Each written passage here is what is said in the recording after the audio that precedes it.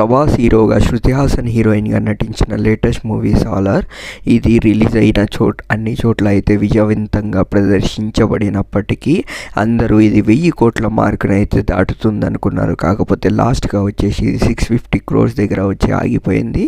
చాలా మటుకు ప్లేసెస్లో అయితే లాస్ కలెక్షన్స్ అయితే రికార్డ్ చేశాయని ట్రేడ్ వర్గాలు అయితే అభిప్రాయపడ్డాయి. మొత్తం మీద ప్రభాస్ అయితే ఫ్లాప్ బాటన పడ్డారు.